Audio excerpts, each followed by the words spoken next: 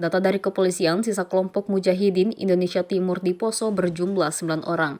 Satuan Tugas Operasi Madagoraya masih melakukan pengejaran pada sisa kelompok itu. Waktu operasi pun diperpanjang sampai awal bulan Agustus tahun 2021. Ketua Satuan Tugas Operasi Madagoraya Irjen Pol Abdurrahman Baso mengatakan, dalam operasi akan melibatkan masyarakat untuk memutus bertambahnya simpatisan di kelompok itu.